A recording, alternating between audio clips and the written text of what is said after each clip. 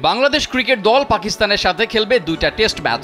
অগাস্টের 21 তারিখে পাকিস্তানের মাটিতে শুরু হবে প্রথম টেস্ট, যার উদ্দেশ্যে ক্রিকেটাররা প্রস্তুতি সারছেন চট্টগ্রামে। তবে সেখানে নেই টাইগারদের প্রধান কোচ চন্ডিকা হাথুরুসিংহে। একটা দল সিরিজ খেলার জন্য প্রস্তুতি নিচ্ছে, কিন্তু সেখানে দলটার প্রধান কোচই নেই। অনেকটা অবাক করার মতো হলেও এটাই এখনকার চিত্র।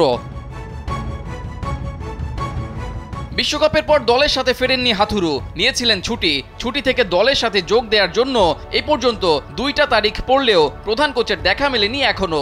দান 3 দানের মতো অবশেষে হাথুরুর দলের সাথে যোগ দেওয়ার নতুন তারিখ জানিয়েছে বিসিবি। 250-টিরও বেশি ডিজাইন অপশন নিয়ে ওয়ালটন স্মার্ট ফ্রিজ, বোঝে আপনার প্রয়োজন। 2 অগাস্ট দেশে ফিরবেন টাইগারদের প্রধান কোচ, আর 3 তারিখ থেকে যোগ দেবেন দলের সাথে।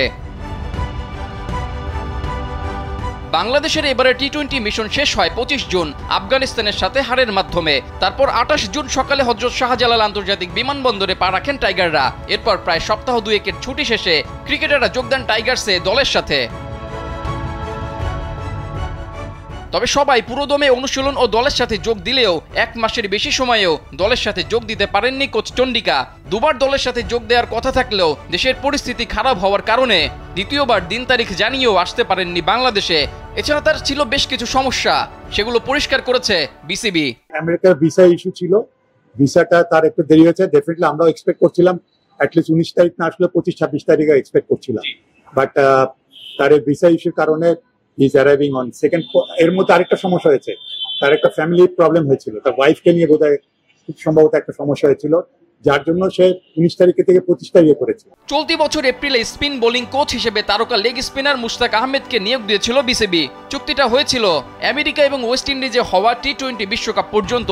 পাকিস্তানের সাবেক তারকা লেগ স্পিনারের কাজ মনে ধরে বিসিবির কর্তাদের। তবে তিনি চলে যাওয়ায় অনেকটা স্পিন বোলিং কোচ নিয়ে বিপাকেই পড়ে বিসিবি পাকিস্তান সিরিজে। তবে তাকে নিয়ে একটা আপডেট দিয়েছে বিসিবি, পাকিস্তান সিরিজে পাওয়া যাবে তাকে, এমনটাই জানিয়েছে বিসিবির ক্রিকেট পরিচালনা বিভাগের প্রধান Jalal Yunus. Mushtaq is available for this Pakistan series.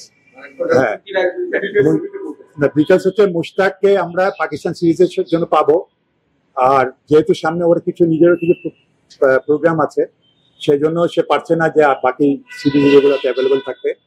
But hopefully আমরা চেষ্টা করব, ডিসেম্বর পর্যন্ত ইজ বিজি। ডিসেম্বর পরে জানুয়ারি থেকে আমরা চেষ্টা করব তার সাথে একটু লং টার্মে করা যায় কিনা, বলছি না করা যাবে, বাট এখন পর্যন্ত ওরকম একটা পজিটিভ ভাইব পাচ্ছি, কিন্তু দেখা যাক তার সাথে আলাপ আলোচনা করার পর বোঝা যাবে। অল্প সময়ে বিসিবির সাথে কাজ করে বেশ প্রশংসা কুড়িয়েছিলেন মুশতাক। চলে যাওয়ার সময় বিসিবি তার সাথে চুক্তি নবায়ন করার আগ্রহ দেখালেও বিভিন্ন কারণে সেটা সম্ভব হয়নি।